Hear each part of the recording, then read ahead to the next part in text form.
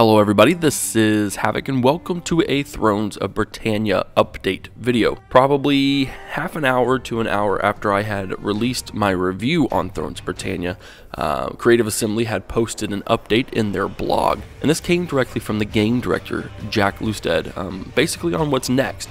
At first I thought they were actually going to release a blog on some DLC on the game, which would have upset me a little bit considering that the state of the game isn't quite where it needs to be, and that's exactly what this blog was addressing. It's basically saying that they released it over a week ago and there has been a lot of discussion, both good and bad.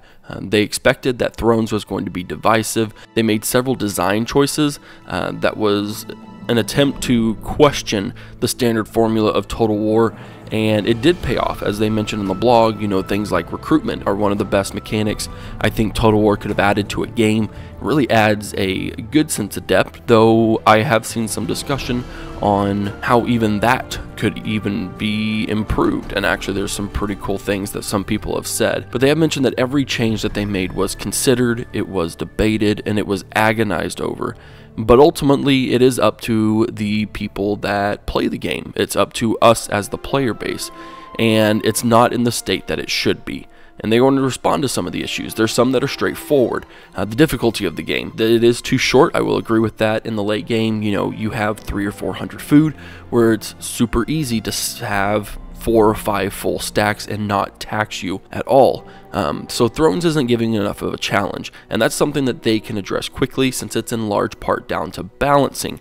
They're working on a patch which will be introduced tomorrow for the 15th of May, which basically gives a whole bunch of balance changes that will ultimately improve the difficulty and serve a challenge. This is some of the areas that they are going to be working in, includes adjusting victory conditions, increasing food consumption from buildings, increased building costs, adjustments to corruption. I found it was very easy to make a lot of money because the reductions in corruption were extremely large, and including market incomes. Markets provide a lot of income post-game, so it makes sense there. Reducing certain bonuses to techs, for instance. I think it's absolutely ridiculous that the second or third tech into the melee and in the spear is a plus 15 attack or a plus 15 or 20 defense to your units. That really makes your units very OP in the beginning of the game, and it makes it for the AI to not be able to adjust very quickly, ergo making battles a lot easier, etc, etc. And then battle adjustments for the multiplayer game. Obviously there are some units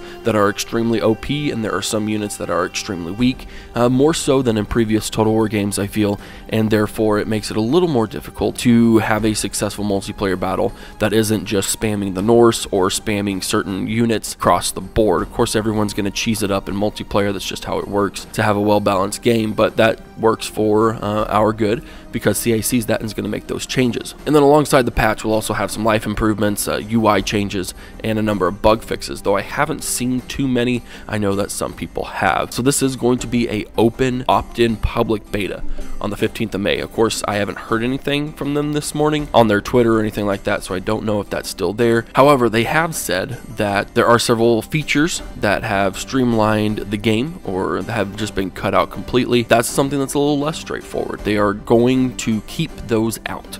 So in other words, no matter how much we complain or whatever, we are not getting the stances returned. Religion doesn't look like it's going to return. So what they're going to do there, they need to look at the other mechanics that they've seen. Basically what they were trying to do is they made those changes wanting to deliver the same amount of depth but with a different focus, which I can understand. This justification makes sense to me. However, as I mentioned, that is very poorly executed, especially in politics and especially in the culture and faction mechanics. So that's actually something they address, is that they are going to look at the mechanics, culture and faction otherwise, and decide how they want to change this. This will be a little less straightforward. It won't be quite as quick in terms of what we're going to see from it, but regardless, this opt-in beta will consistently update itself once they get more things out, and once they have a more concrete plan for how they're going to execute it, they're of course going to give us an idea.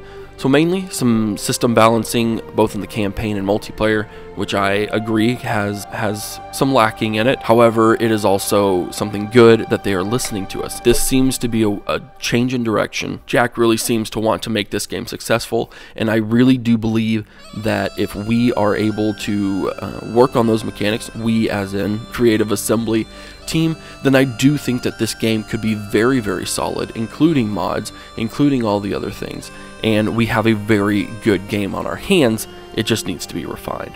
So I was going to release some campaigns. I think I'm going to wait until the patch. I'm going to see what they actually do, and I'm going to try it on Legendary, on the full board. I think with the new patch, I'll play as Legendary and post my 20, 40, 60 turn updates.